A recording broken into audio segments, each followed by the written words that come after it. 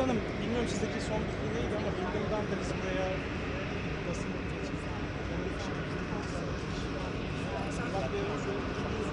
uçaktan inecekler dışında buradaki şapkalı arkadaş iyi. Sorma bakalım. Neyse tamam. Onun geçişini bırakın. Yani şu masakları mı alacaksın? Evet, aynen. Uçakta gider. Söyleyenler söylüyor mu? Var mı? Süper. Yine burası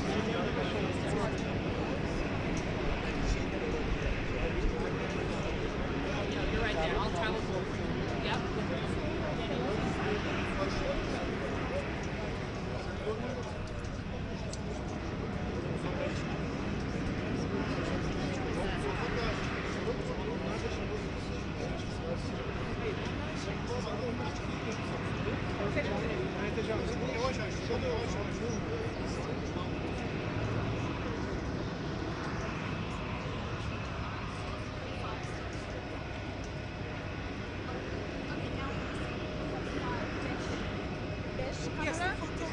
Burada. Evet. Beş burada. And the rest diğer. Evet. Okay.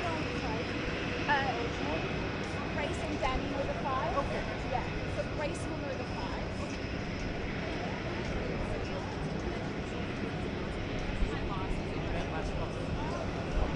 İyi oldu çünkü onu öyle sanmadım. Tamam. En azından bir yanlış anlaşılma düzeltiyor. İyi oldu.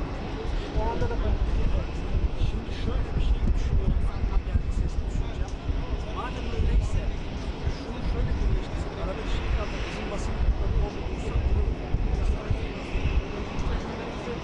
kaynar ilgim olur ya. Ya bu kesin olur ama bence bu ölüm taksi. Ölüm taksi. Ha,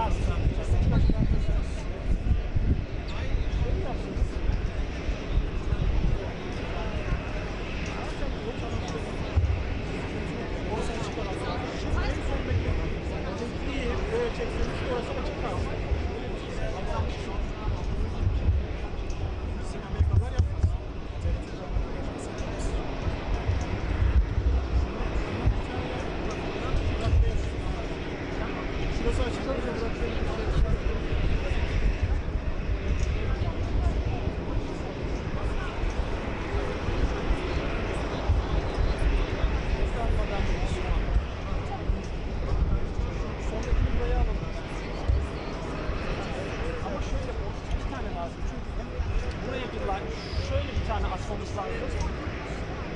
O zaman da işte endişeniz demiyorlar hocam. Onu Beyaz Saray'a ayrılan hocam hani yavaş yavaş hani TRT'liler ayar. Bir tane daha. Oraya bak. Çok da dert etmeyin ya. Kameralar nasıl olsa bu tarafa bakıyor. Trump'ta geçerken Cumhurbaşkanı da bakıyor.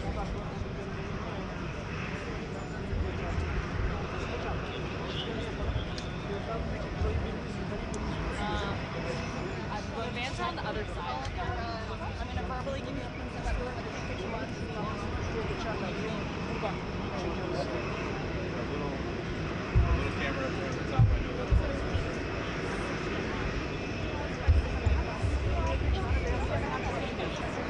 I haven't updated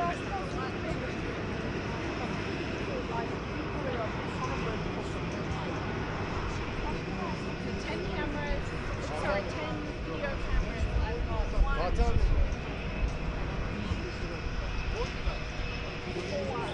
still 14,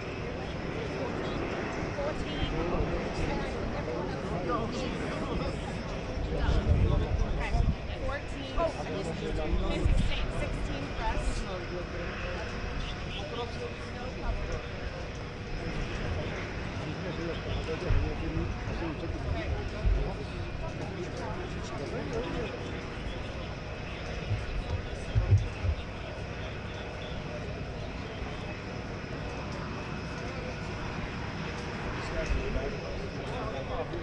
Yes, we're just standing in sales. But yes, 2 on my side, 1 is the yes. Yes.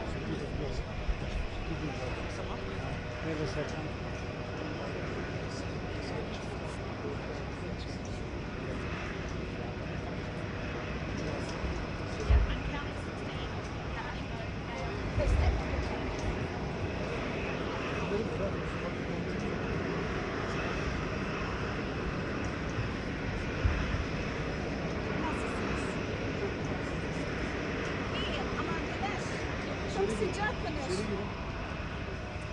Aa.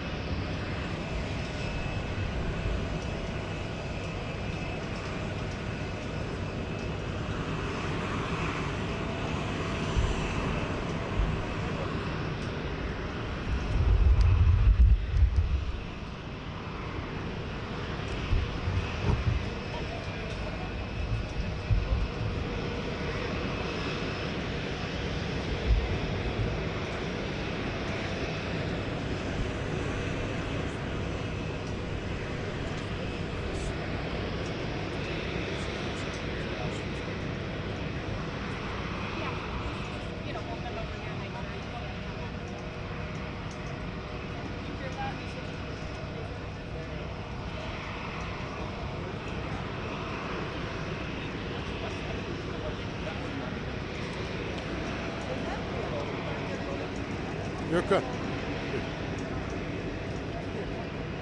2 dakikada olmalı. Gökhan.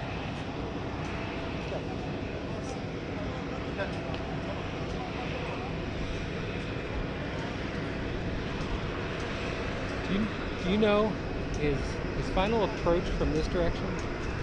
They will land coming this way? I believe so. Okay.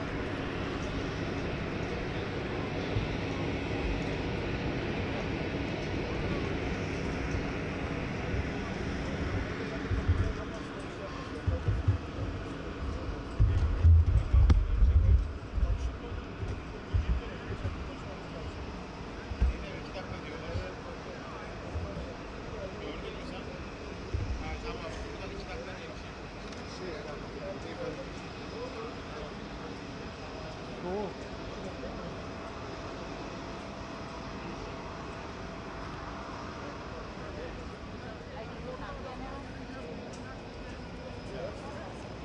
No, they made her get out of the way.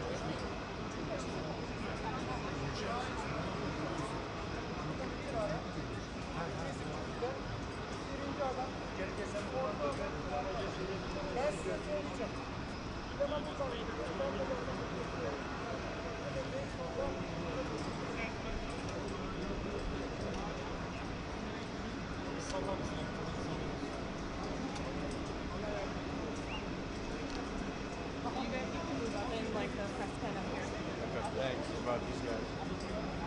What about them? Yeah. They're fine. Just like you can stand in between them. Yeah.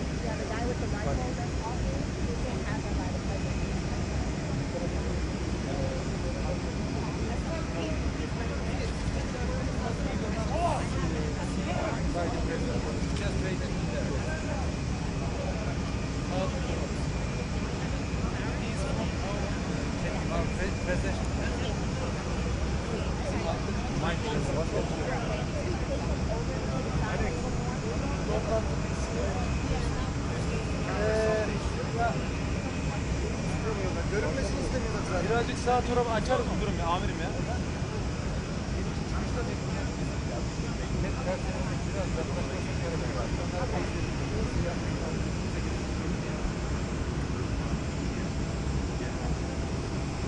Abi silahların alınmasını yapıyorlar ama bunlar göstermiş abi. Yolda öyle söyleyeceğim. Tamam. Senin de bilgin olsun. Aynen ben de aynısını diyorum. Doğru mu? Yok. Tamam mı? 10 numara. Tamam mı diyor da tamam dedim. Al.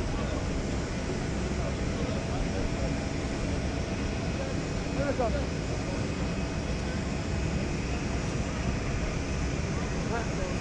Evet, onlar yanlış yapmadı herhalde. Tamam abi.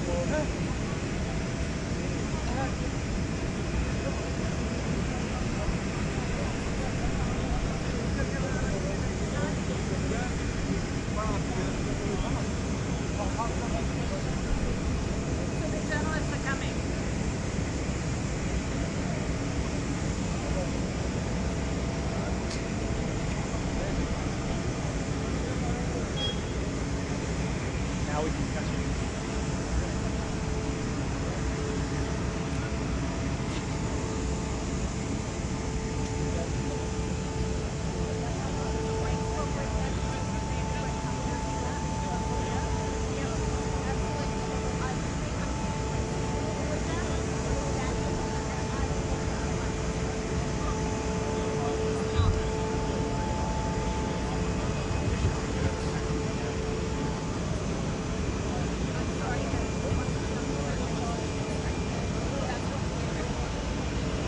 They are coming right now. It's not a problem.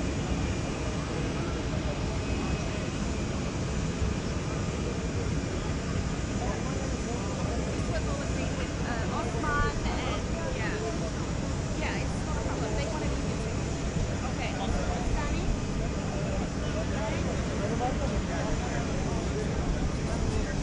Where you going also? You guys keep going. Go, go, go.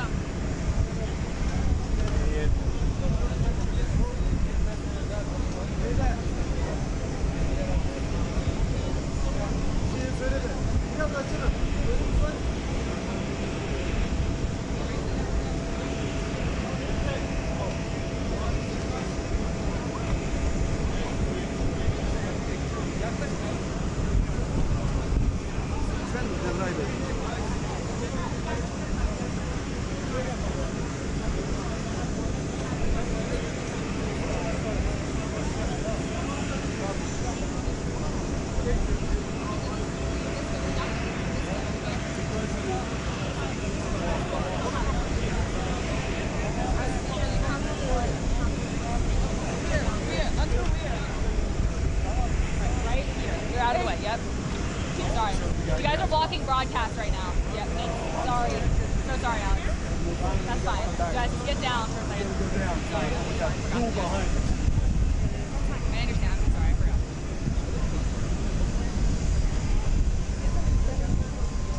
Well, there's just no space right there. It's like flip the cloth and then you're all your guys right here. But I'll bring that. If you want to, if that's fine with you, then that's fine with me.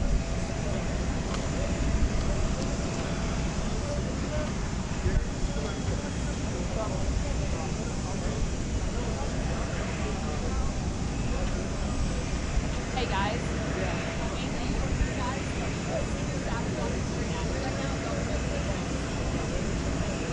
They're gonna come right across here.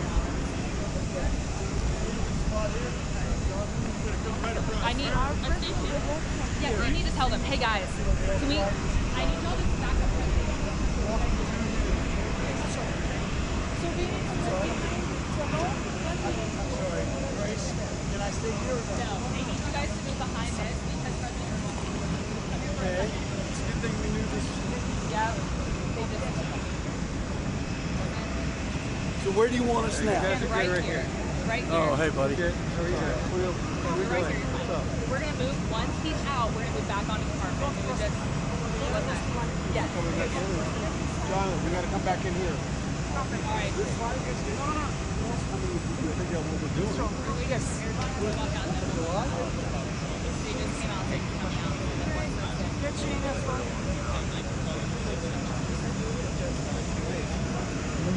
How's it going? Stay low. Stay low and grab me. That's all. We're going to go back over the carpet. Those are to kneel on. This guy right here. What? In the door? In the door?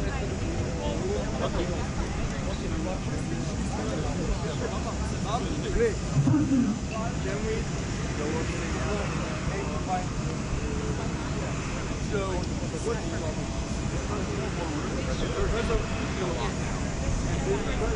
Hey, Wayne, can I move it just out of the way back here? And then also their camera on the side. Sorry. Guys, I'm sorry. I did not. She's moving center. Yeah, she's staying here. This is for God. God's is in a second. Once President Erdogan comes out, we'll move back. Yep. Sorry about the confusion. And then we can go behind the full camera to get there.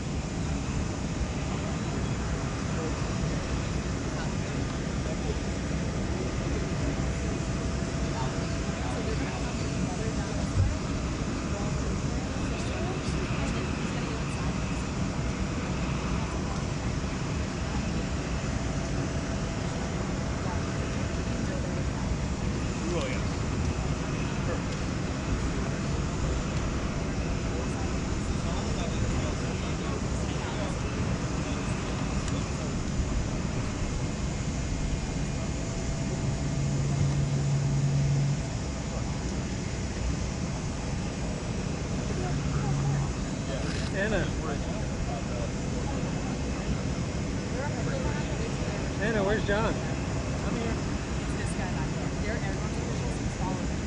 I told them that you guys are following me. White shirt. Yeah.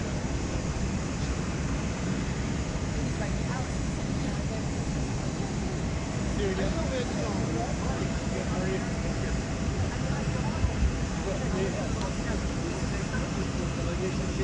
Going right now?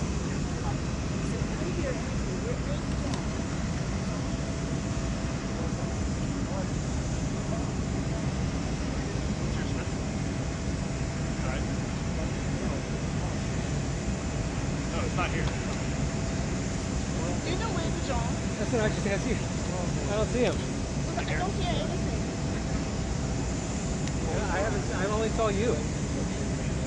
Gözden. Şurada bir adım geriye gitmelerini rica edebilir miyiz? Bir adım. Çok.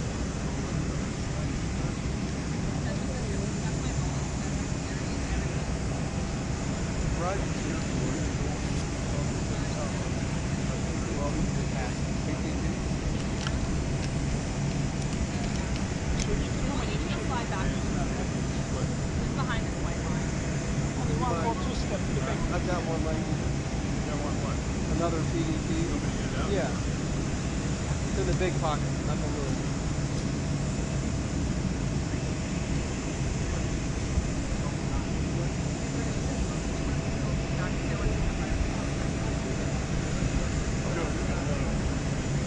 Thanks. He's fun moving through.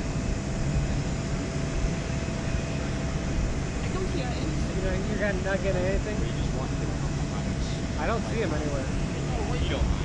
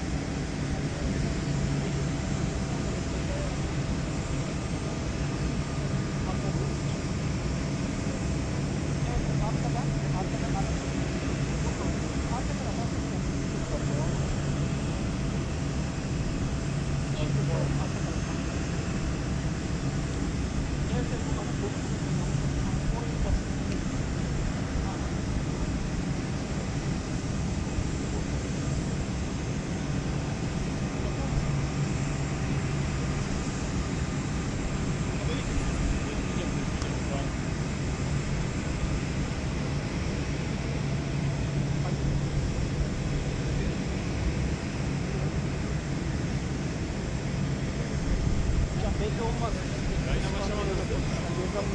Kuralım yine.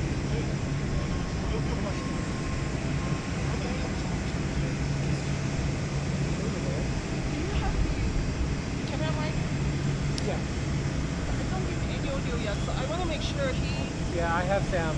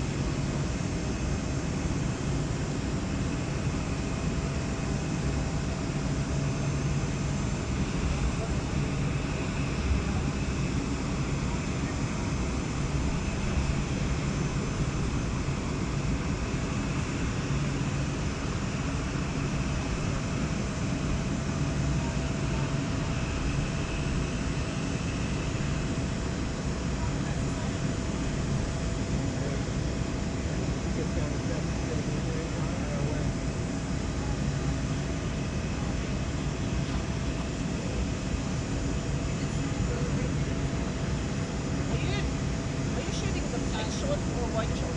What's that? Are you shooting the wide shot or tight shot? I'm tighter. Okay. Maybe I'll do a little wider. Okay. Because I'm cutting your head off. Okay. And then when I move, I'll go tighter. And I'll go wide. Okay. Kind of. Yeah, wide-ish. Okay, I'm not going. Okay. Not that one.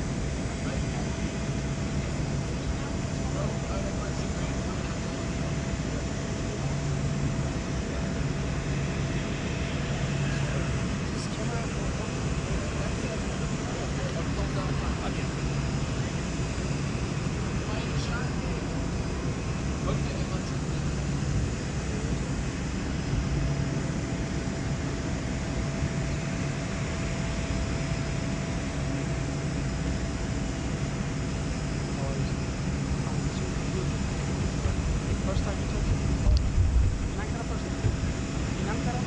First time? Oh, yeah. Different president.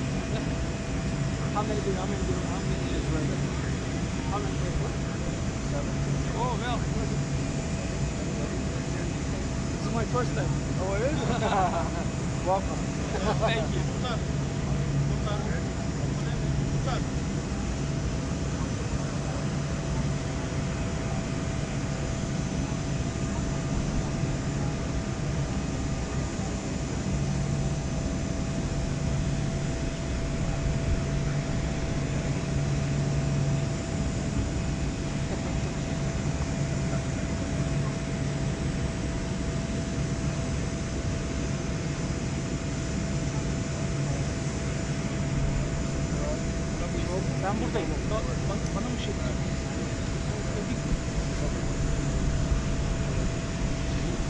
staying right here. You're right between me and the door.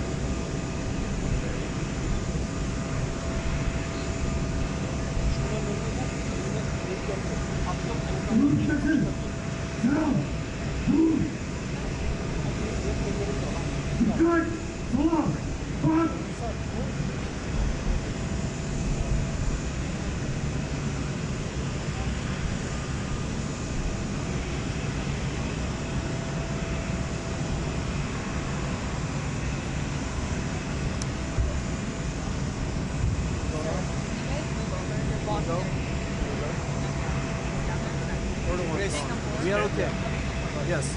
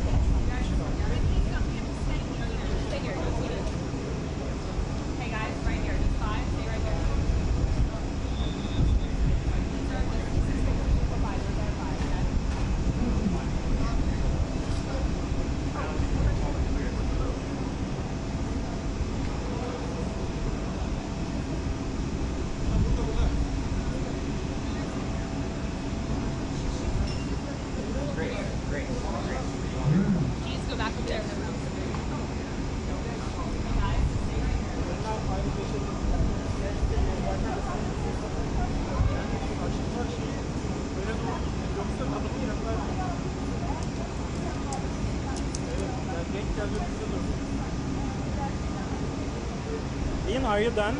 Or do you need some more time? Araçlar geldi buraya, araçlar. Araba. I think I'm sending for support. Dönüyorum ben.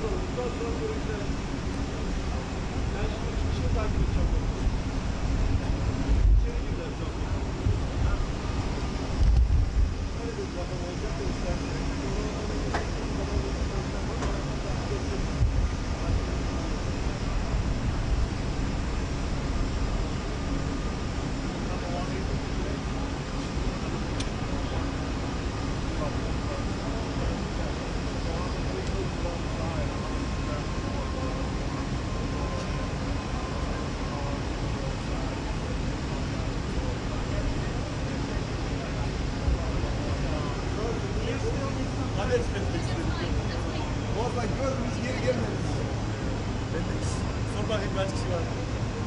Nasıl abi? Çok iyi yerim var. Vallahi tam önümde dur. Nokta atışı. Mükemmel. İsteseler böyle bir Yok. şey olmaz. Evet. Senin millet önünden geçti. Abi yayında bir sorun olmadı. Yok yok. Tam önümde durmadı. Tamam. Yeter değil mi? Ben burada bir kampta. Sen kampta kal.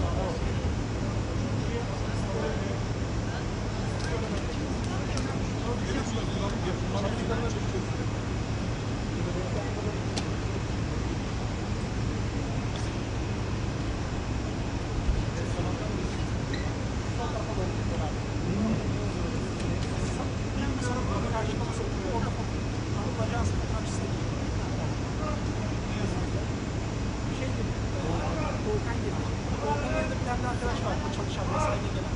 Abdullah herhalde. İşte olan bu yapmış. Osman. Ya kusura bakma böyle bir Ben detay çalışıyorum zaten. sıcaktan nasıl ifade edeceğimizi şaşırdım. Sakız çiğneyen şoför ve Amerika bayrağı. Onlar abi normal.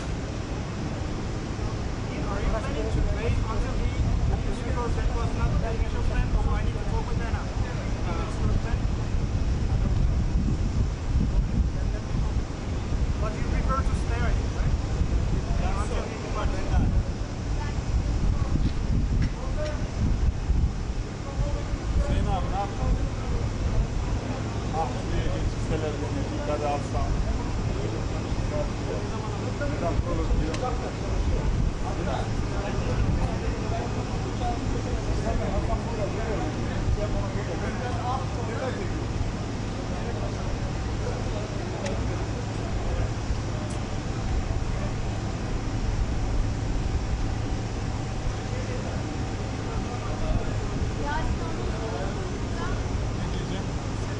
Külliye mi gidiyordun?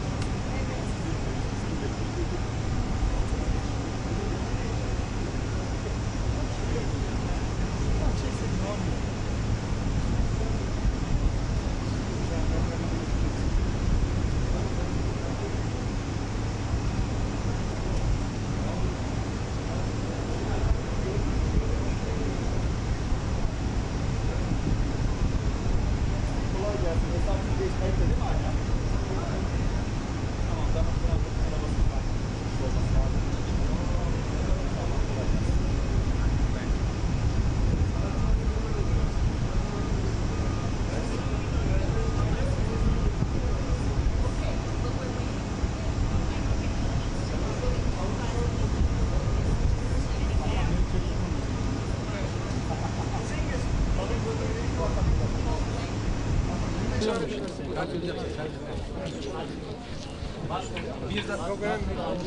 Bir tarafta Türk Silahlı Kuvvetleri Onur kıtası, bir tarafta Osmanlı.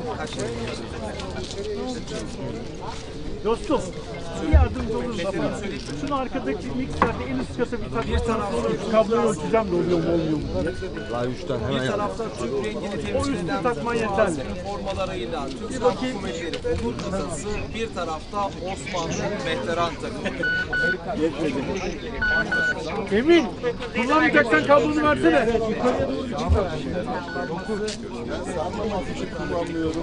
Tamam o zaman boş ver tamam. Abi çıkart sana zahmet ya. Vereyim mi? Yok çıkart. Nerede? Yok vereyim mi size? Bir tarafta Türk, bir tarafta Türk'ü temsil eden bazı renkleriyle Türk Silahlı Kuvvetleri Umur kıtası, bir tarafta Osmanlı veteran.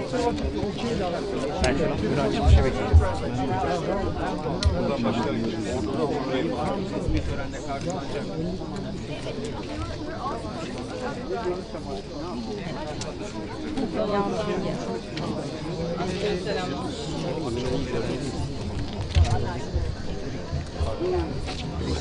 Merhaba, askere bakın.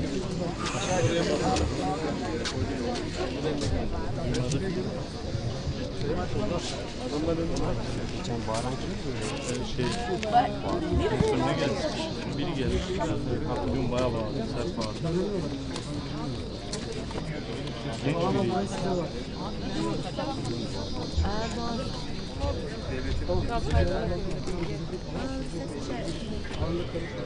Tamam zaten orada havaalanı. Cumhurbaşkanlığı bünyesinde gerçekleştirilecek resmi tören için hazırlanılan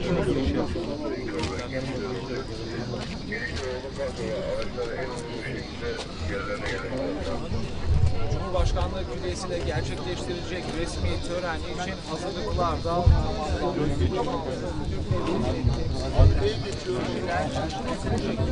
Korumalar şu an orada arkadaşlar bölgeye geldi. Aslan görmemişler.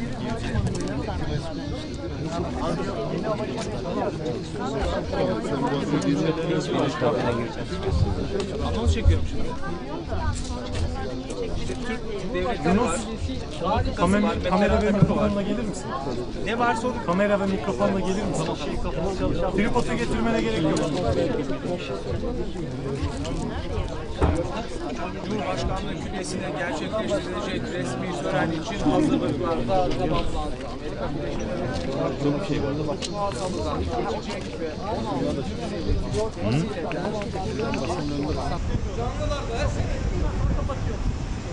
Kapatıyoruz. Tamam.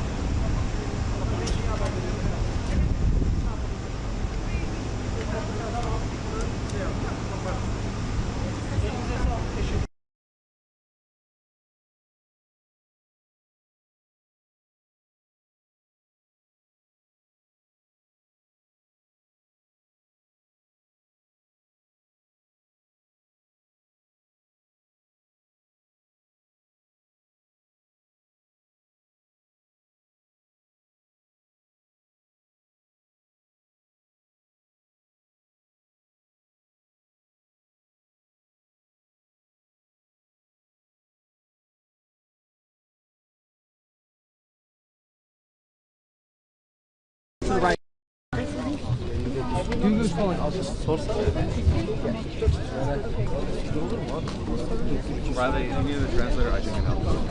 Bunlara sorun var. Yanlış anladım. Can I put this in your...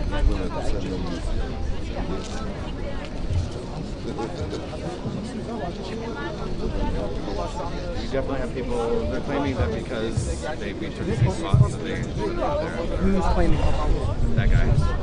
They're on our side. And we also had other people on our talk as well, so it's like, this is not new, this has been planned, so it's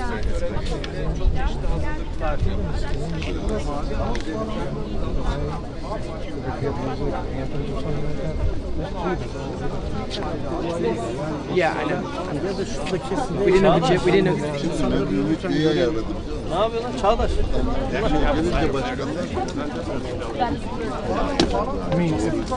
They would have to keep the jib low. Speaker'a kadar şimdi vermiyorlarmış. Buraya bence Speaker'ın oraya gittikten karşıdan Ya muhabir bağlantısı Bir miktar farklı olacak.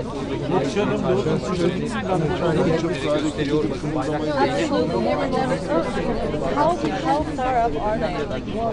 Well, Could they be slower? if they lower it, it will help, especially like this Those guy two, on the yes. ladder. He said no ladder, definitely no ladder. He's got a ladder, he's got Okay, so let's go back to your place and I'll vlog. Abi, bağlantı yapacaksan abi senin kameranı yüksek, arkadakileri kapatırsın, platforma çıkar. Abi zaten göreceğin yer senin burası abi. Buradan önünü göremiyorsun. Ya sen platforma çıkar, platforma çıkar. Bağlantı bağlantısı yapanları yukarı çıksın abi. Canlı verecek olanları abi yukarı çıkar. Şey yapmayın, muhabir bağlantısı yapanları platformdan yapsın. Canlı da basacak mı? Ha sen canlı yayın yapacaklar kalsın. Ben bir tane anons çekeceğim. Tamam anons çekeceğim. Biz de yukarı çıksın. Abi. Biz de canlı yapıyoruz. Abi şunu indir abi. İndireceğim. Tamam. Hadi yukarıdan göreyim diye yaptım. Abi göremezsin abi. Şimdiye kadar hiçbir şey göremezsin. Evet abi. Adam görmüyor. Haklı abi. Abi hiçbiri görmüyorum. Muhabir bağlantısı yapacaklar platformdan yapsın. Geri kalan canlı yayıncılar burada kalsın. Muhabir sen misin? Yok canlı mı? Muhabir gitmiş. Tamam. Muhabir bağlantısı yapacaksanız yukarı. Abi indir abi bu kamerayı. Herkesin şeyini indir.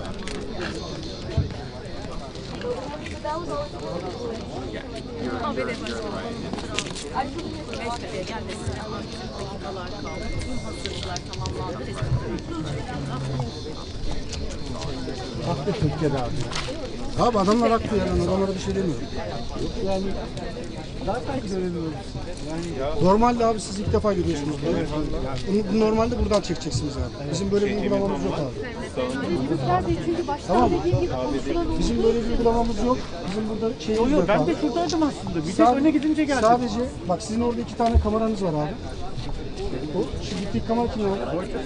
Reuters AP bak sizin Reuters'ta AP abi. Şeye çıkıp alabilirsiniz. Zaten frekans verdik abi. Tamam. Tamam. O zaman abi herkes çıkıyor. Herkes yukarı abi. Hadi talimatlar. Lütfen oraya alalım. Burada size alalım.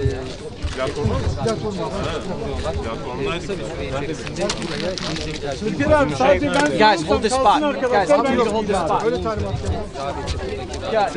Sizler de görüyorsunuz 100'den fazla basın mensubu Cumhurbaşkanı Erdoğan ve Donald Trump'ı bekliyorlar. Ele alacak başlıklar da tabii ki küresel meseleler.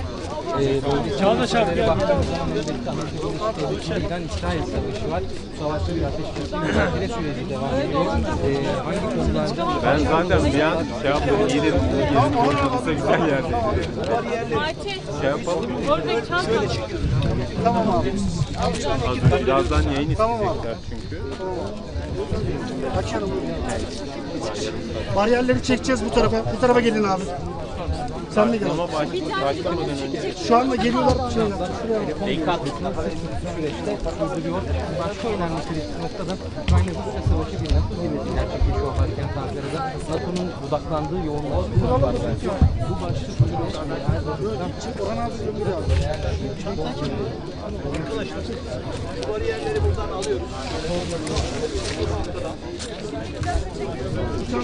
çanta kimin abi? Alsın. oğlum sen az önce dedin. Şöyle çekeceksin. Kadını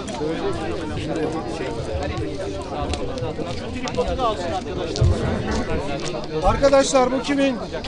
yoksa senin yerin şuraydı. Kadın bir de şey yaptı biliyor musun? Emin abi. Senin çant anlamam ki oğlum. Senin çantayı da bir tuttu kendi kağıdına koydu. Şuraya kadar çekeceksin abi. Şuraya kadar. Yaklaştır abi. Aşağı kimse inmesin abi. Aşağı inmeyecek şekilde abi. Aşağı inmeyecek şekilde. İlker abi.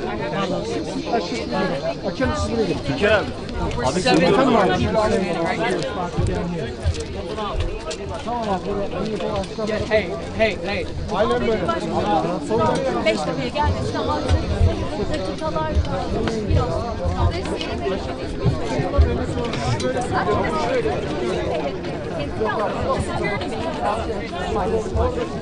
sığmıyoruz abi ne yapalım? Yok abi. Hadi bırakalım. Kanki şunu uzatsana. Yok mu? Bu mu? Tamam şimdi inebilirsiniz. Muhabirler değişti. Abi kameramanlar yukarı çıkın. Ya çık nereye çıkıyorsan çık. Yukarı çıkın abi. Kameramanlar yukarı çıksın. Ya Türkiye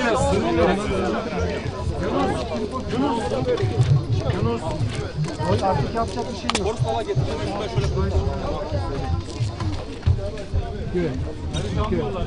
Ya anlamadım ki. Keep holding that spot, guys. Thank you. We're gonna come in through the back. So as long as there's a path clear, Tamam abi. İçeri gir. we are gonna need to step down and be able to hop through. So I'm gonna pull this out.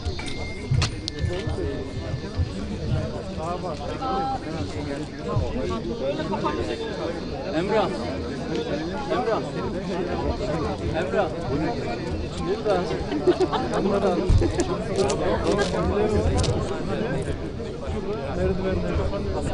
Hey Riley. Hey Riley. Are they going to stand on the top step and I'm trying to work on that for do you. anthems? Okay. Please 'Cause- be ready to move if so. Okay. I'm trying to get a final Move answer. to where? Top steps. Well, they would probably face out. I would want to be like in the center.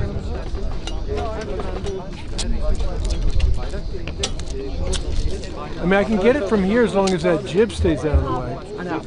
Let me just. Okay.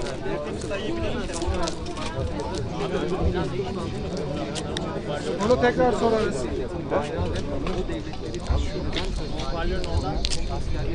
Merdivene sıralandığını görüyoruz.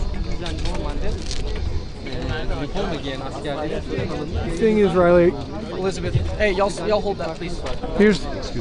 here's the issue with moving.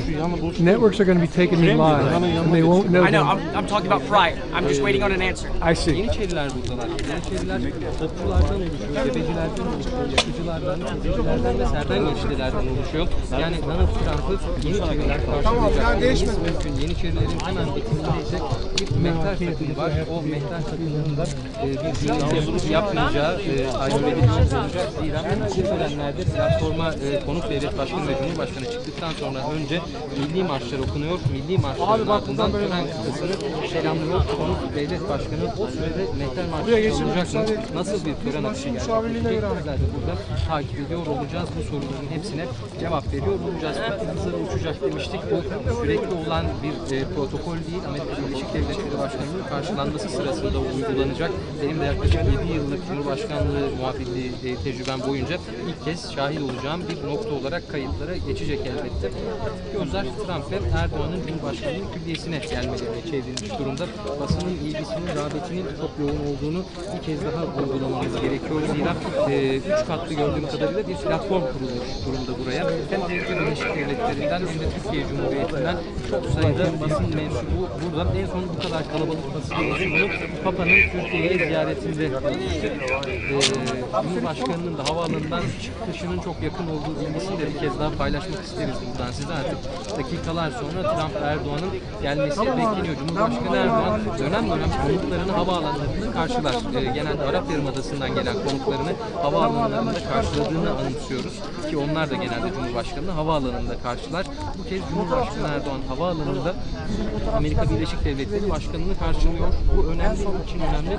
Çünkü Trump Erdoğan sayesinde geliyorum vurgusunu sık sık yapmıştı. Nato zirvesine katılımı konusunda negatif olduğunu, hatta nötr olduğunu tahmin ediyorduk, biliyorduk dünya kamuoyunda. Ancak Cumhurbaşkanı Erdoğan'ın ev sahibi olması ve davetin doğrudan ondan gelmesi dolayısıyla kendisinin bizzat katıldığının altını çizmemiz gerekiyor ve Amerika Birleşik Devletleri'nden gelen bu açıklamaların akışının ardından Cumhurbaşkanı Erdoğan'da kamuoyunun yeni açılışı yapılan, geçtiğimiz ay açılışı yapılan havaalanında Okay.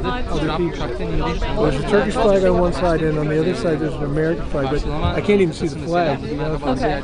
It's right by that column. Cevap verdi ve So, in order to get that shot, I would have to be, down there somewhere. I'm not sure that we've made negotiations for that, but let me go talk to Riley and this gentleman. Türkiye'nin en büyük devlet konukeri Meksik'te NATO zirvesi için inşa edilmişti. NATO zirvesi dolayısıyla Türkiye Cumhuriyeti'ne Ankara'ya gelecek devlet ve hükümet başkanı. Or behind that row of flags. Yeah, I think he wants a So Riley's that I going to can talk shoot about a head-on. down while they're, so I can get them coming up, and then when they stand, I can turn and get them. Air Force One adını alırlar. Air Force One'ın rengi genelde mavi ve beyaz, ancak Trump bu kez o uçağı kendisi dekore etmiş, rengini kendisi belirlemişti.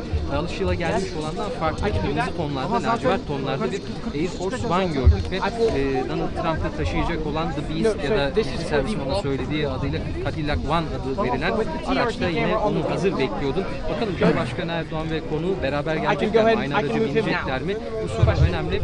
Buradaki protokol, Türkiye Cumhuriyeti'ndeki protokol şöyle işliyor. Cumhurbaşkanı Erdoğan konuğuna bir araç tahsis ediyor. Tahsis edilen o araçla buraya geliyor. Bakın hemen sağ tarafta rica edeceğim.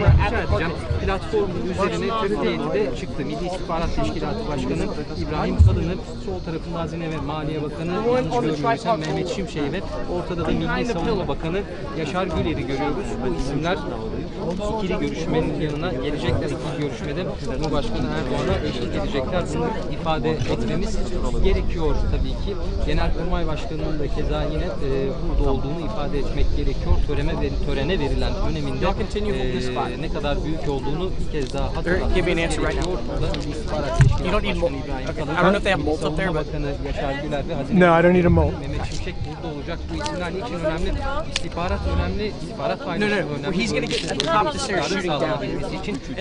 I mean, they're not going to say anything, right?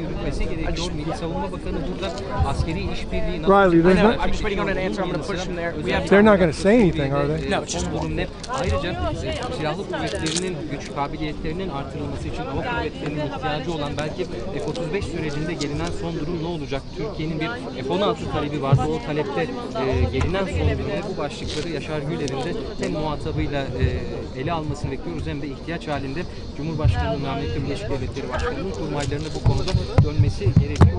Bu dönüşlere dair de açıklamalar bulunacaklarını bekliyoruz. O toplantı sırasında Hazine ve Maliye Bakanı Mehmet Şimşek burada ekonomik ilişkiler konuşulacak muhakkak.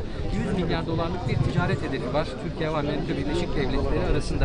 Hali hazırda 40 milyar dolara yakın bir çerçevede ilerliyor Türkiye'nin Amerika Birleşik Devletleri ile ticareti, ancak bunun artırılabilmesi adına 100 milyar dolarlık hedefe ulaşılabilmesi adına hangi ek adımlar atılabilir? Bu sorunun cevabı önemli. Hazine ve Maliye Bakanlığı'nda burada olduğundan hareketle konunun özellikle maliye boyutunun da, ekonomi boyutunun da, ticaret boyutunun da ele alınacağını tahmin ediyoruz elbette. Bu kritik görüşmede artık hazırlıklar Cumhurbaşkanlığı Külliyesi'nde tamam.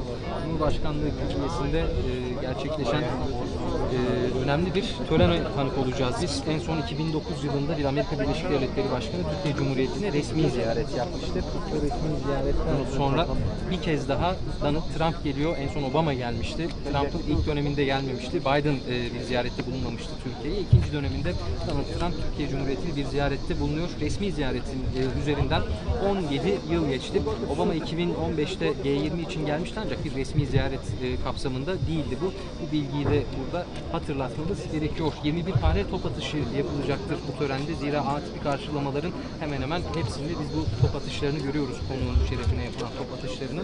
Amerika Birleşik Devletleri Başkanı için de benzer bir sürecin işletileceğini aktarmamız mümkün. Tören düzeni biraz farklı.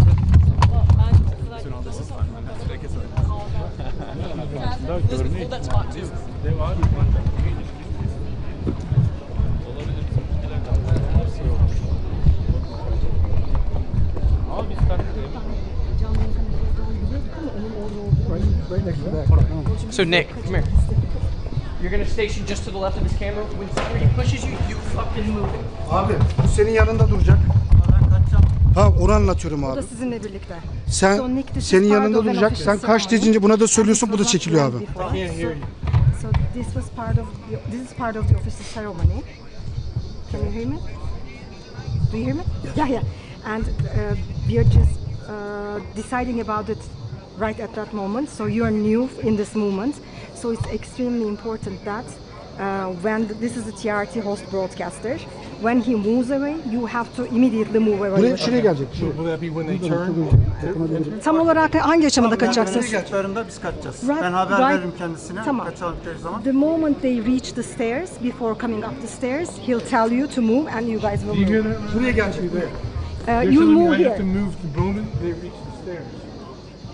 Yes. Before they take the stairs. Take up the stairs. I have to see them stand at attention and hear the anthem. I have to see that. That is not possible because this is part of the official program and even the host broadcaster won't be here. How about over there? Orada da olamazlar değil mi? No, no way. Çünkü liderler tam burada olacak. Because the leaders will be standing right here. I know, I have to see them somewhere. Eğer biraz geri çekilirse So- kurtarır mı Nereye, acaba? tam nereye istiyor şurada? Şurada tam nereye istiyor? Biraz geri çekilirse kurtarır Şey diyor, mı? Trump'ı milli marşı söylerken görüntüsünü almam lazım diyor. O orada. O burada değil The ki. national anthem will be way there, way back there, not here. They don't stand here? They Burada stand tokalaşma here, var sadece. but they just handshake here. O tarafa I have dönecekler. to A brief see that. handshake. I have to Onu see görmem gerekir diyor. Tokalaşmayın mı? Tokalaşmayın. O zaman aşağı inecek. Bekleyecek, biz aşağı alacağız. Buraya Then you çıktık. can do it from below. Okay. Which was the first discussion. Zaten 5 kişi oraya alınmayacak mıydı? Evet. Tokalaşmadan alacağız. Ben Where do sabahtan they beri do the anlatıyorum. En son handshake? artık. Where do they do the handshake? Right here? Yes. So can I be right down there? Riley? Yes. So remember there was our request for 5 visuals to be here when they're handshaking. Yes. That was approved. So Nick thinks he should be one of them to shoot the That'll be handshake. travel. No? Okay. Ben ne istediklerini anlamadım. Değil mi? Okay. I don't know where this movement came from, but yeah, you just want the good I have to see angle, their I think. handshake somehow. They will handshake at the mic, correct? Well, they will turn and No, acknowledge- when they come Handshake here, they will burada. handshake. Okay. My boss Danny. Yüzleri de arkaya bakacak. So we can discuss that with him really quickly, and I'll let him be Tamam. the deciding factor. For now, let's think that Nick is gonna move with the Okay. TRT cameraman for now, Yes, and then let's see. I understand. Once Danny, Tito is here. Tamam, yalnız burada I'll have- sırtla merdivenin başına şu çiçeklerin oraya geldi mi çekiliyor arkadaşlar. Tamam. Peki buraya geldiğinde buradan şöyle yandan çekim yapabilir miyim? Mümkün değil Oraya işte, şey- görmemesi işte onun için dedim. I'd almost be better off. Ya bu buraya gelecek, şöyle bekleyecek, hatta o tarafa gelsin. Hiç durmasın. Tamam, evet. Cheers. Siz lütfen beyefendiyi, siz burada durun, onun daha da ileri gitmesini Biraz söyleyin. öne alırsa daha iyi memnun olurum. Tamam. Çok az daha. Hem onun açısından da iyi olur. Tamam. Çelik fotoğrafını Aha. almasın. Can we take this a bit for Elle de- like front? For your movement as well. Abi sen de. Tamam. Ben söylerim. Ya gerekirse hani elle kaldılar.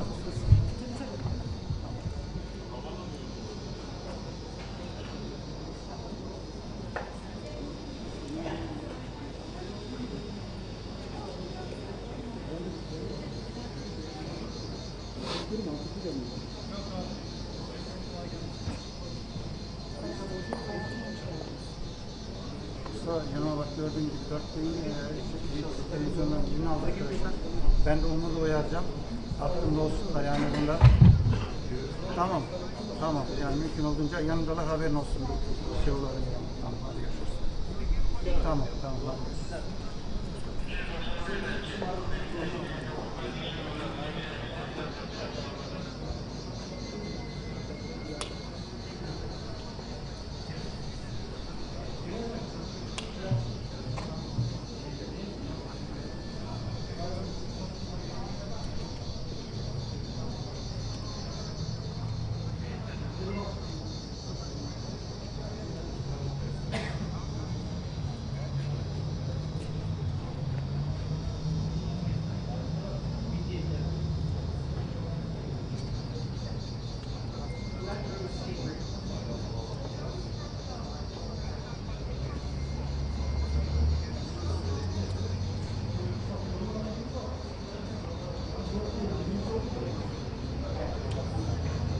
Right, I gotta move back.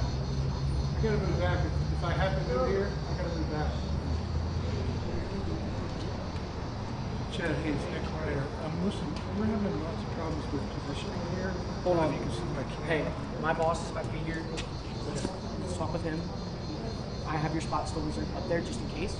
But for now, let's just hold. We'll maintain it here. Once he gets here, I'll let him lead the fight with this. okay. Thank you. Hey, can you still hear me?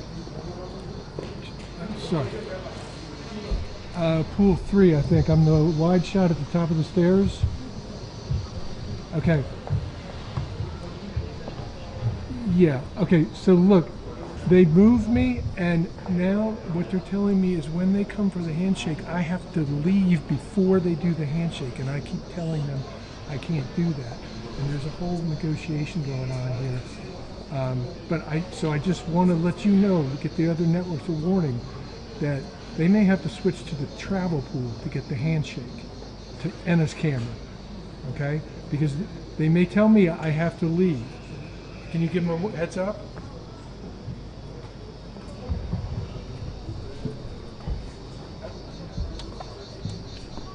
Okay. Hareket oldu galiba. Yo, araca geçildi, hareket oldu. Araca geçilmiyordu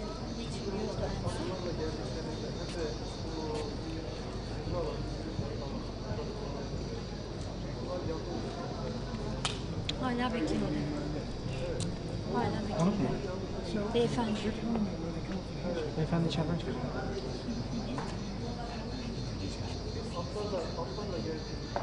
Hala beklemedi. Konumlarda.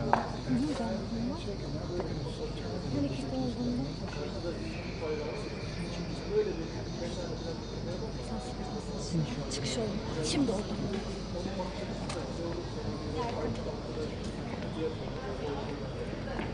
Right. Most of the time they're using networks, they're going to be taking hold on.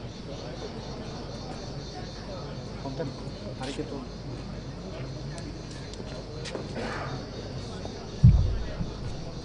Komutanım, sizden girecek beyefendi. Tamam.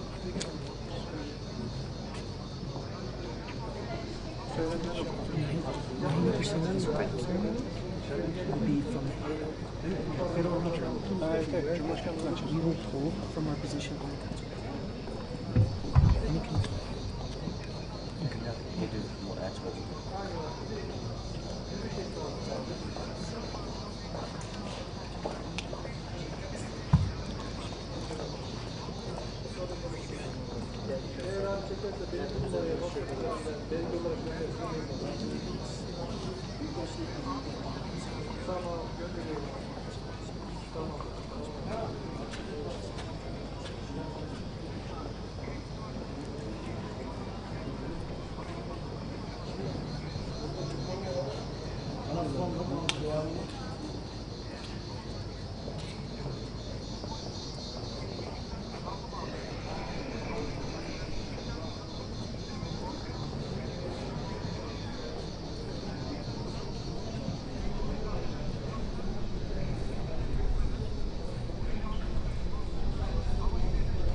Abi siz canlı yayında mısınız? Değiliz. Ama şöyle, pardon, birazdan canlı yayına girmek üzere. Abi bizim daha önce konuşmalarımızı hepsini kameralardan izlemişler. Vere vere bu kamera vermemiş Mustafa'ya. Hey, it's Nick. So, I'm definitely going to get this long shot of them walking up, with the soldiers on either side, that you see, right? But then at a certain point, when they quote-unquote reach the stairs, I'm going to have to move. So I just don't want any networks to get caught taking me live and thinking I'm going to get the handshake, because that's got to be Enna's camera. And I'm definitely going to have to move. And I've told them, there's been a whole argument, negotiation. It's been very difficult. Anyway, just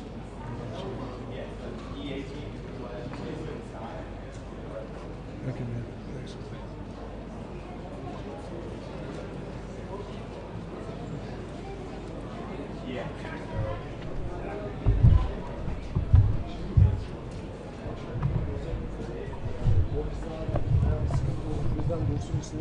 Tamam tabii.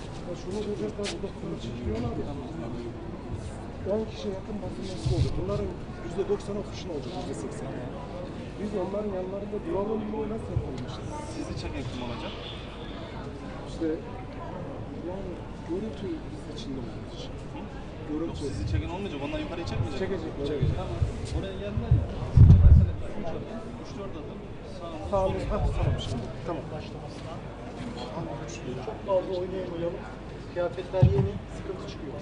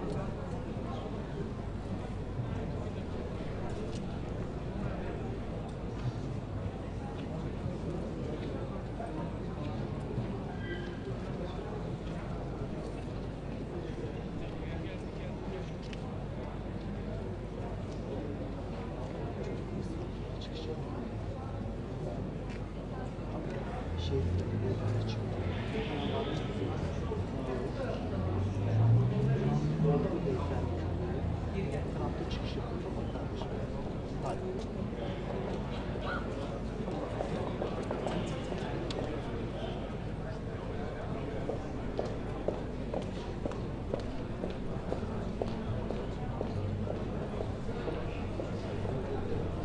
Arkadaşlar misafir havalimanından çıktı. Misafir havalimanından çıktı arkadaşlar. Az bir süre kaldı.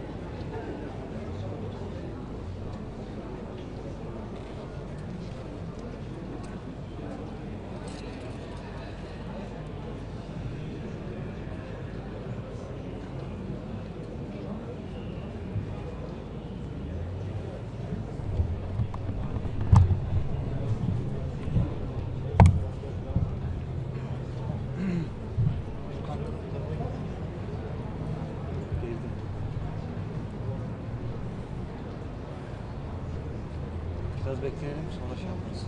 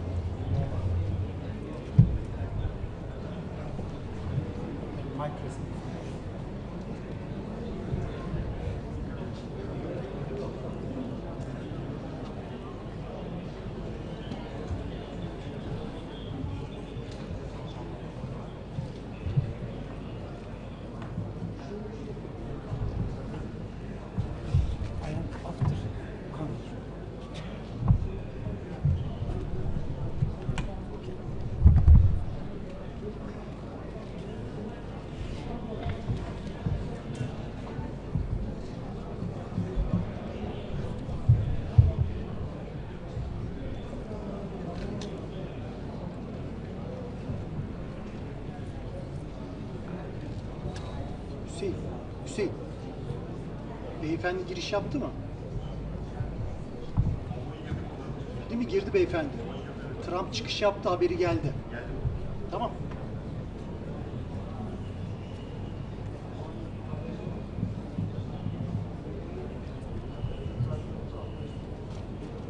Şaşıracağız. Yoksa yaramadı. Dikkatli olun.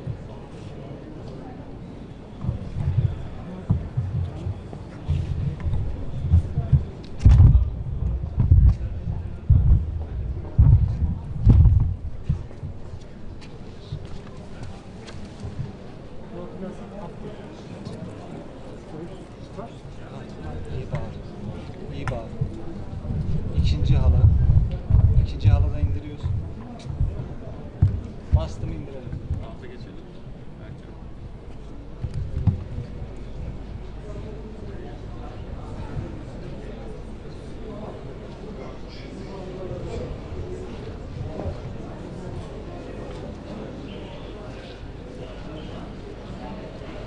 Anlaşıldı efendim. Şu an bu Devlet Demiryolları Köprüsü üzerindeler.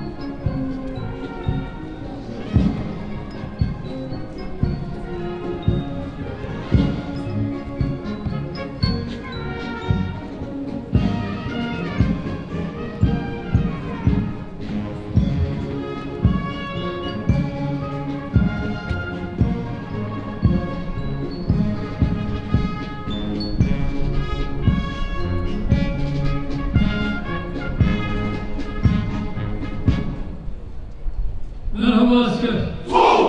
Nasılsınız? Sizler de sağ olun.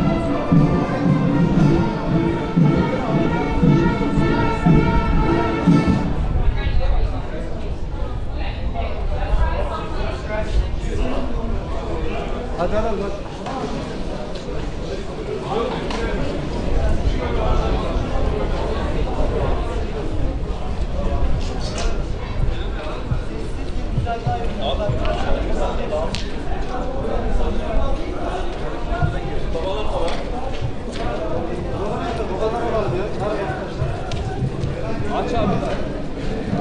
Abi.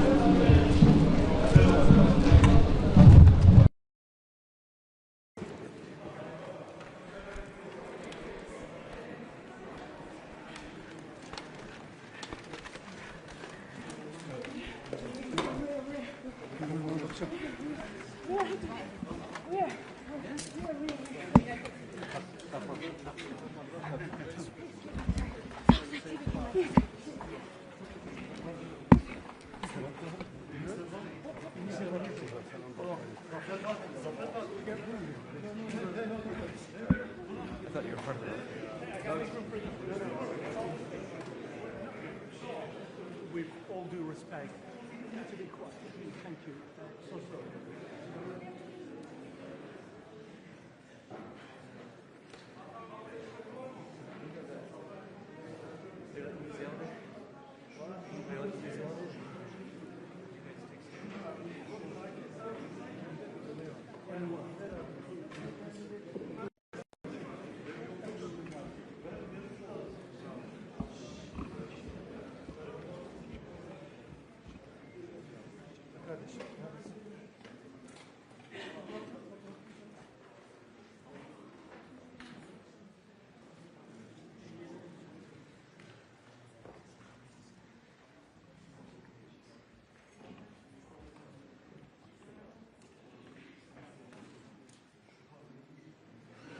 Okay.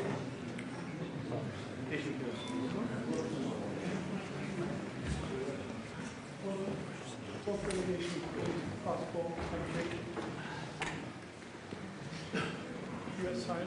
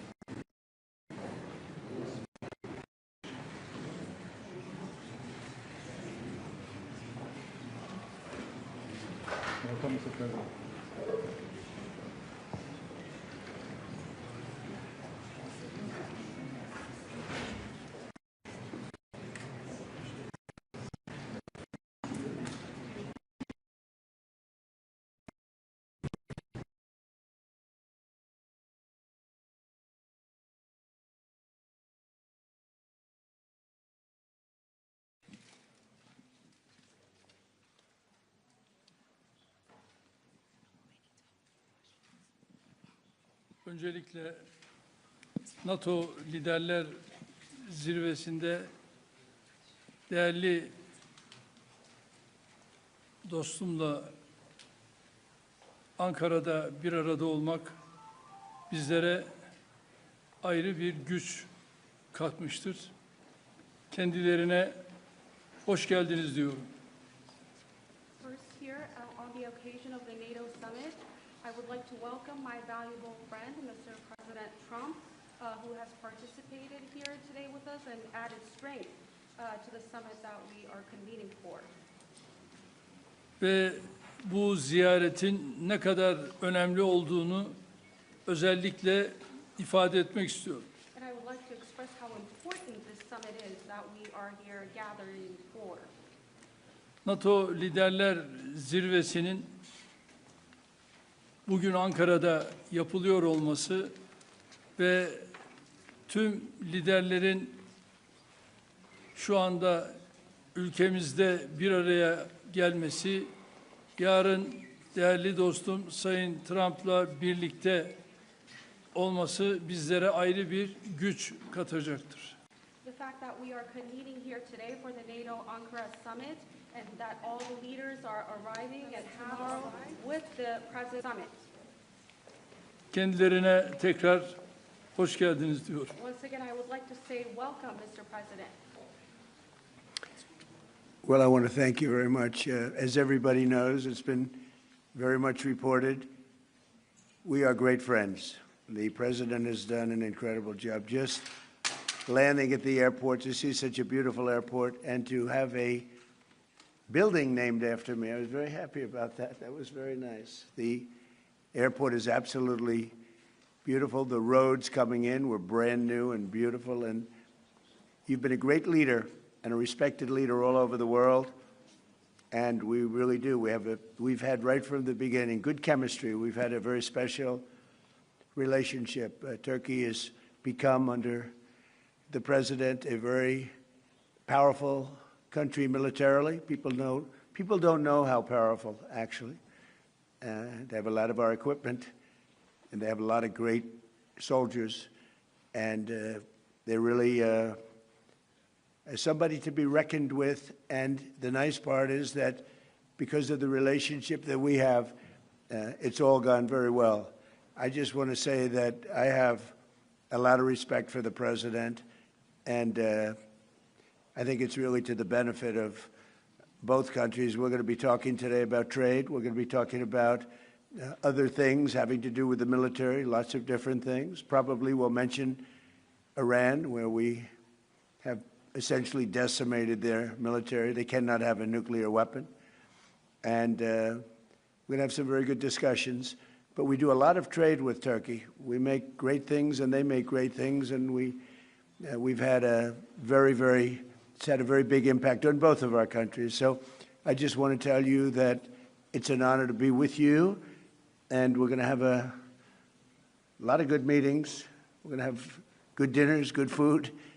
We're going to have a good time, but mostly we're going to have a lot of work, and we're going to do good things for our countries. Thank you very much, Mr. President. Thank you. Sayın Cumhurbaşkanım, havaalanına kadar geldiniz. Çok teşekkür ediyoruz o yüzden. Çok uzun süren bir dostluğumuz var biliyorsunuz. Son derece saygı duyduğum, yakın bulduğum bir insansınız. Buradaki buluşmalarımızda, görüşmelerimizde 3 konudan bahsedeceğiz. Askeri, ticari ve bir de İran konusundan bahsedeceğiz. Gerçekten çok güçlüsünüz. Çok güçlü askeri ve silah sanayi açısından çok güçlü bir yerdesiniz şu anda. Dolayısıyla teşekkür ediyorum ve çok iyi bir vakit geçirdiğinize inanıyorum. Thank you. Very much. Okay.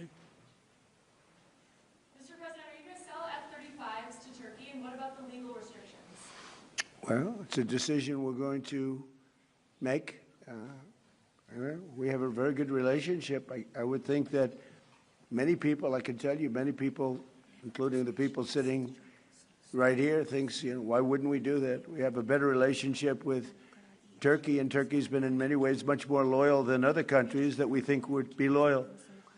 So, yeah, it's something certainly we would consider. It's a great plane. It's the best, currently the best plane by far. And it's certainly something we will consider, yeah. Yes, Daniel, please.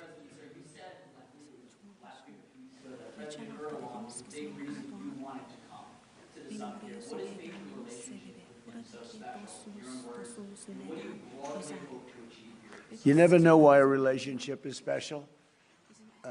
Some people you get along with, and some people you don't. Sometimes you get along with the toughest people, like him, and sometimes you don't get along with the weakest, most pathetic people. You just don't get along. Maybe you don't respect them, but from the day we met, we got along. We had a pastor, as I remember, his name was Pastor Brunson, and it was a very big thing. and it was very traumatic. He was sentenced to a long-term prison sentence, and I felt he was innocent, and I called. Other people called. They got nowhere. I called the president, and he released him immediately. It was something that the evangelical community will never forget, and because he was a good man, Pastor Brunson. So, you know, just things like that, we just it's always worked out. And I think it's been from the very beginning, from the first moment. I said it before, it's a chemistry that works between us. There are those that I don't have a good chemistry with, I will tell you that. And we work that out too.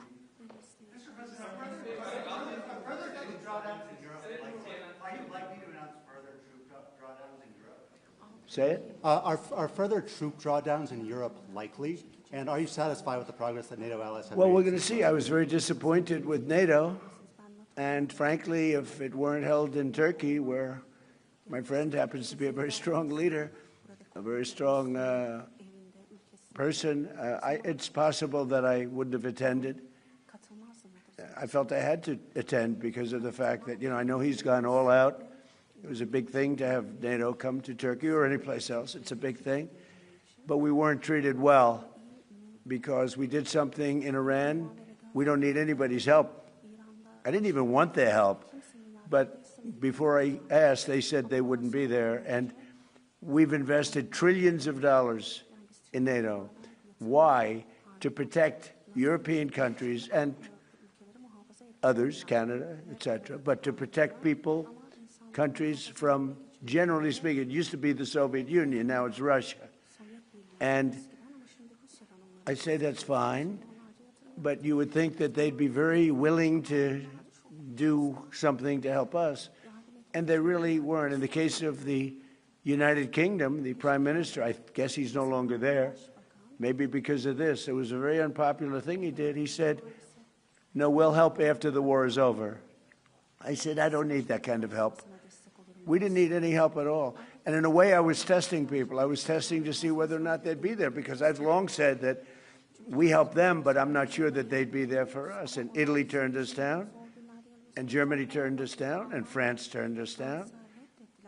And it's okay. But, you know, why are we spending hundreds of billions of dollars and they're not there for us? We've always been there for them.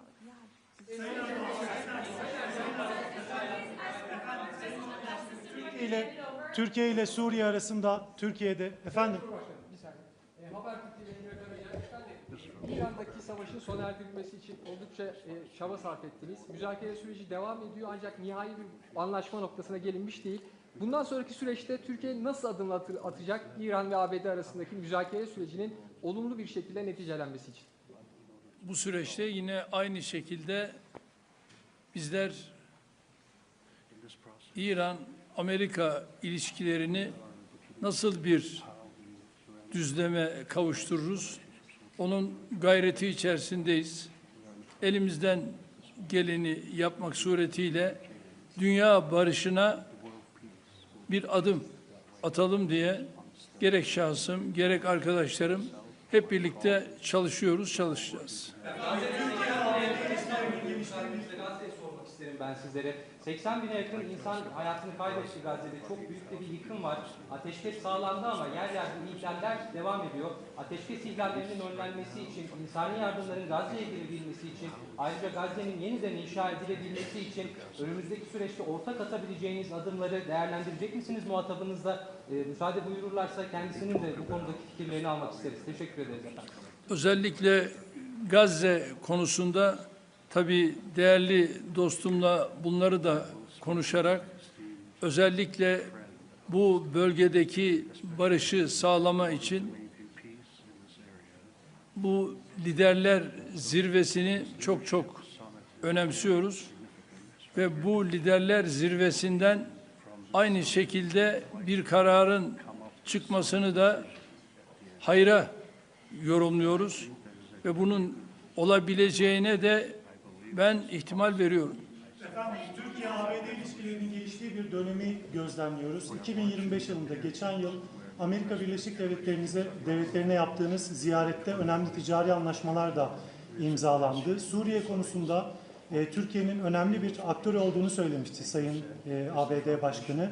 Şimdi yeni dönemde gelmeden önce de Sayın Trump bir sürprizle geliyorum ifadesini kullandı. F-35'i, Kaan savaş uçaklarının motorlarını konuştuk. Acaba gündeme gelebilir mi şeklinde.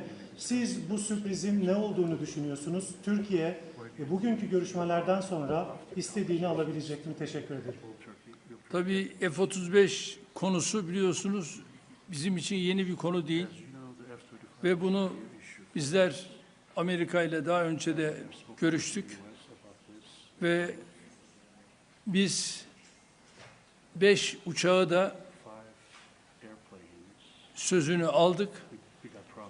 Ve Sayın Trump'ın bu konuda bize ayrıca sözü var. Ve şimdi de bu liderler zirvesinde yapacağımız görüşmelerde F-35 ile ilgili kendilerinden bu daha önce aldığımız sözün ben geleceğe yönelik olumlu şekilde test ettiğimizi biliyorum ve bu konuda da Sayın Trump her zaman sözünün arkasındadır. Burada yine inşallah F-35 konusunda bu liderler zirvesinden hayırlı bir karar çıkacağına inanıyorum.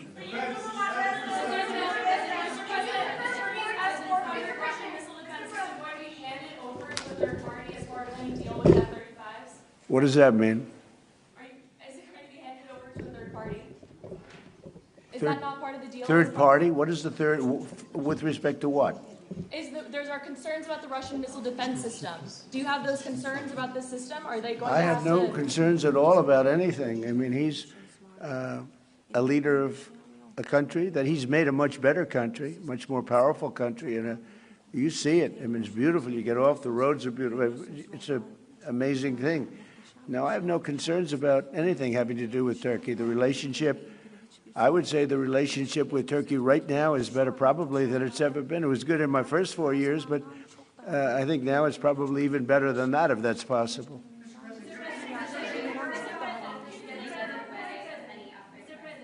Sir, U.S. military and Turkish military constitute a really strong and large military base for NATO.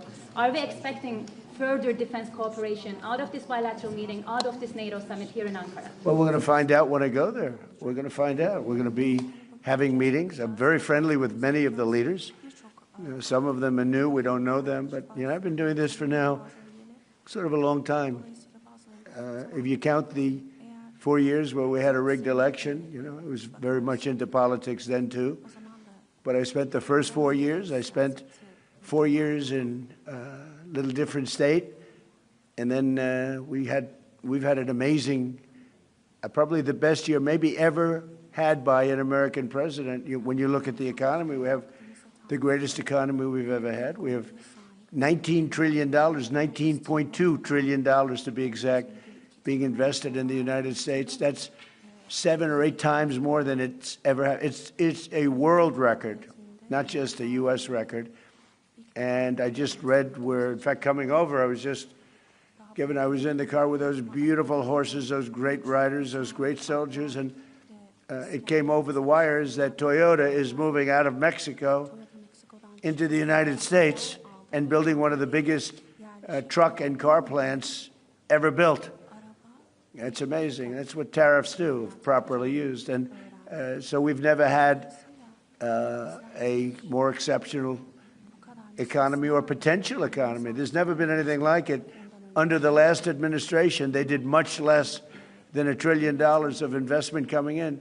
And we're at $19.2 trillion in actually the first 12 months, because that's where it's, you know, really, so we're there a year and a half, so that number is now substantially higher. But 19.2 trillion, Scott, for a period of 12 months. Nobody's ever seen anything like that. So we have by far the greatest economy. We have more jobs right now in the United States than ever before. And we have a great relationship with some countries on trade, and Turkey happens to be one of them. Sayın Cumhurbaşkanım, siz her fırsatta dünya 5'ten büyüktür, daha adil bir dünya mümkün tutuyorsunuz. Bugün konuğumuz Sayın Trump, ABD Başkanı. Onun da zaman zaman küresel sistemin mevcut durumuna ilişkin eleştirilerini biliyoruz. NATO'nun iki en büyük askeri gücü olarak bu noktada, bu eleştiriler doğrultusunda ortak bir adım, ortak bir girişimde bulunması önümüzdeki süreçte söz konusu olabilir mi? NATO'da iki önemli ülke olarak gerek Amerika gerekse Türkiye, bizler bu liderler zirvesinden de dayanışma içerisinde güçlü bir çıkışı sağlayacağız ve bunu da başaracağımıza inanıyorum.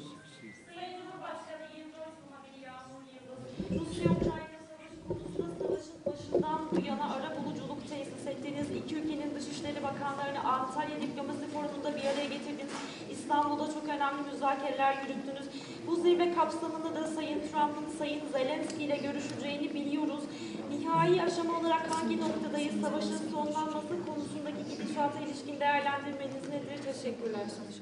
Antalya Diplomasi Forumu'nda Dışişleri Bakanlarımız bir araya geldiler. İstanbul müzakere sürecini de... Is that for me? Are you asking me or are you asking the president? The president, yes. Biz Rusya-Ukrayna arasındaki bu gelişmeleri de yine değerli dostumla burada paylaşacağız, görüşeceğiz ve ona göre de adımlarımızı atacağız. Televizyon kanalından Hatice Kübra Bal. Benim sorum da aslında az önce biraz yanıtladınız ama Türkiye'nin 5. nesil uçağı Kaan motorları için F-110 motorlarından söz edeceğiz. Aynı zamanda kasa yaptırımları ve bu bağlamda da F-35 alımı ile ilgili aslında bu görüşmeden bir somut sonuç bekleyebilir miyiz? Onu merak ediyoruz.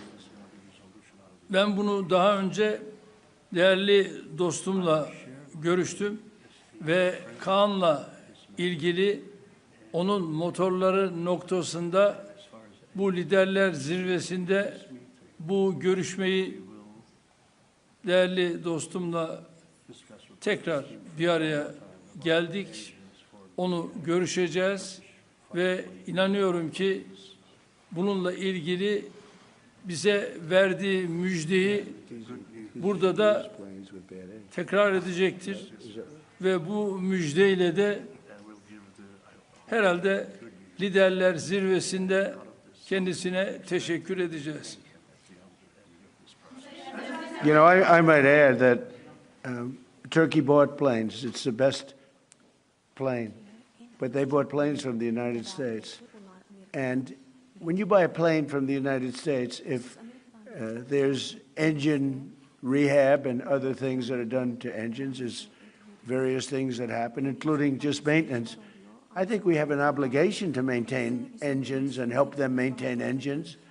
When you buy a plane from us, what are we going to do? Say you're buying a plane if the engine needs work or if the engine has to be rehabilitated or even upgraded somewhat. But I think we have an obligation to do that. What are you going to do? Say, I'm not going to do that? Look, Turkey's been, I know, you know, a lot of people don't agree, although I think with time they're starting to. Turkey has been a great ally for us. Turkey could have gone on the side. They know Iran very well, and they know the problems with Iran. But they've been very instrumental, along with a couple of other countries, of helping. They could have gotten into the fight. You know, I hear some people saying about their relationship with Israel. They could have gotten into the fight. They're a very powerful military nation. They didn't do that. Maybe they didn't do that because of me, but they could have gotten into the fight on the other side. They are a nation that's been very, very good, and I can speak for myself as president. They've been extraordinary in many ways with respect to our relationship, including trying to end the war with Iran, or whatever you call it. It's not even a war, it's a military operation. It's a denuclearization. That's really what it is, of Iran, because I don't think he wants to see them have a nuclear weapon either. I'm pretty sure of that. In fact, I'm totally sure of that. So, but when they buy a product from us, whether it's a plane or anything else, when it's time for maintenance, I think don't we have an obligation to help them? What are we going to do? Say we're not going to let you use the product that you spent a lot of money in buying? And especially when it's been somebody that frankly has been more helpful to the United States than many other more traditional countries.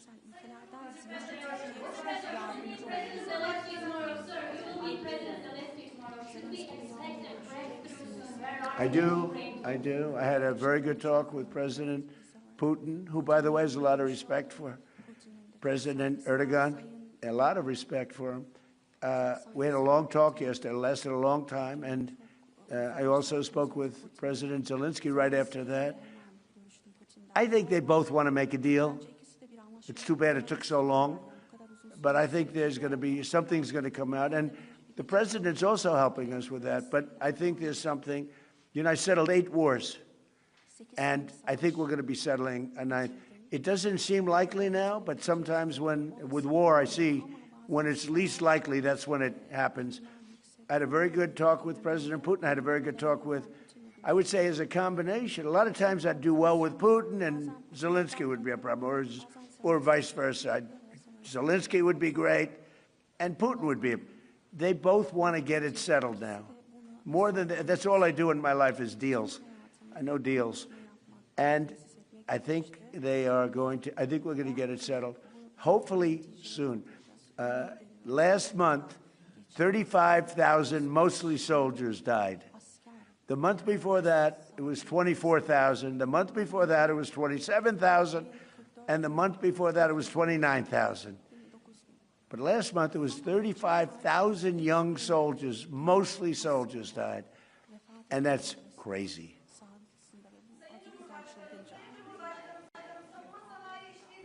Bahsediyoruz ancak savunma sanayi işbirliğimizi sürdürebilmemiz için Amerika'nın katsa yaptırımlarını da kaldırmış olması gerekiyor. Sayın Büyükelçi Barak burada kendisinin bu konuda aslında mesajları da oldu geçtiğimiz aylarda. Sayın Başkan'ın da bu konuda olumlu düşündüğünü biliyoruz. Hem ticaret hacmi hedefine ulaşmak hem de Nato zirvesinde burada Sayın Trump gelmeden önce de açıkladılar. Aslında Türkiye'nin hattıyla zirveye katıldığını da açıkladılar ama aynı zamanda katsa yaptırımlarının Türkiye'ye uygulanıyor olmasının bir tezat olduğu düşünülüyor. Bu noktada, bu görüşmede artık somut bir netice alınabilir mi? Ayrıca siz bunu gündeme taşıyacaksınızdır. Muhtemelen Sayın Başkan'ın da bu konudaki düşünceleri de alabilirsem mutlu olurum. Teşekkür ediyorum. I can tell you, we're going to be taking the sanctions off. Okay? I don't want him to waste his time answering that question because we're working very closely with Marco Rubio, a very famous man, great Secretary of State, and with Scott Bessent, and with Pete and everybody else. We're going to be taking the sanctions off. It's time to do that. Okay? We don't want to sanction friends. It's very simple. There's plenty of people we can sanction, and we are sanctioned. We don't want to sanction friends. And because of the president, you know, we have a very good relationship with the new leader of Syria, and he's done an amazing job. In a year and a half, he's pulled the whole country together. And I have a very great relationship with him. And somebody said, well, he's pretty rough to put him there. I approved him along with the president. We were the two that really wanted him. And he's done a great job. He's done a great job. He's pulled it together. Not an easy job. Post yesterday with respect to Prime Minister Maloney, that True Social post with the restraining order. Oh, I don't know. I think she's a nice person, actually. We've had a good, we had a bad relationship. It became a little bad because she refused to help us.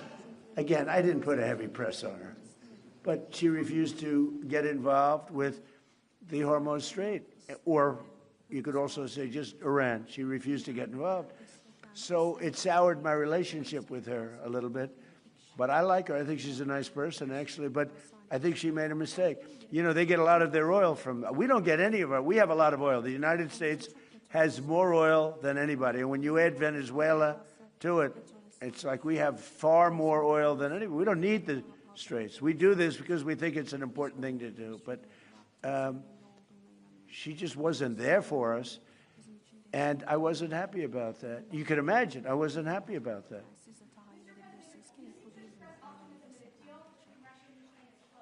Why do you think that? What conditions have changed? Did Putin seem... About with what? Russia, Ukraine. Did Putin seem open to any concessions that he Never had? changed. I just don't want him killing people. You know, it doesn't affect the United States. When Biden was here, he gave them hundreds of billions of dollars worth of equipment. Now I sell the equipment for, you know, fair price, the full price. And I sell it not to Ukraine, I sell it to the European Union. They pay us.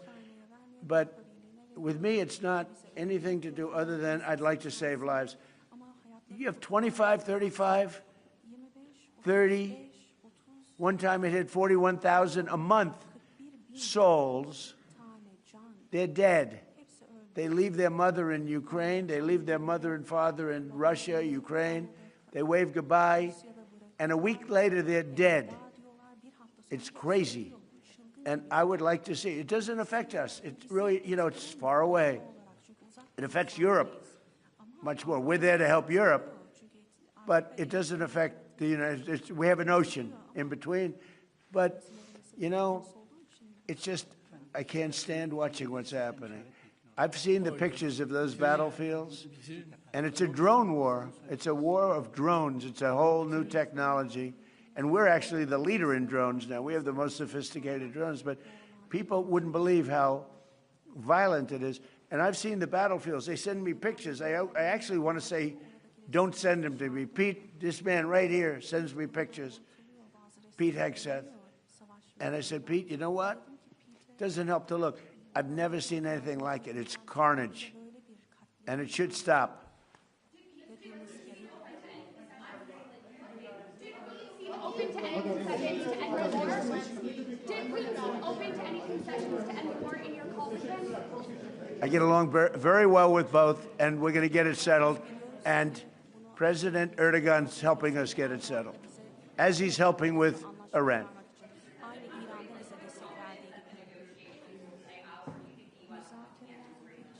With respect to what? Well, that's what hurt my relationship with NATO, because Greenland doesn't help Denmark. Denmark doesn't spend money to really help Greenland, but it's an important part for the United States. And it's surrounded by China ships and Russian ships. And that's not going to happen. The ships it's not going to happen. It was Greenland that, and it continues to be, that should be controlled by the United States, not by Denmark. And when they wouldn't go along with it, and with all the money we spend to help them with Russia, and we don't have to spend any money, we could remove all of our soldiers out of Europe. Because as you probably noticed, Europe's a very different place than it was 20 years ago. A lot different, much different. It's a much different, and they better be careful with immigration and energy. If they're not careful with those two things, you're not going to have a Europe anymore. Okay, thank you very much, everybody. Değerli arkadaşlar,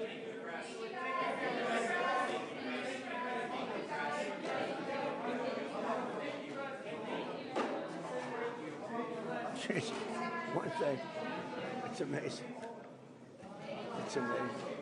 Harika gerçekten. İnanılmaz bir şey yani.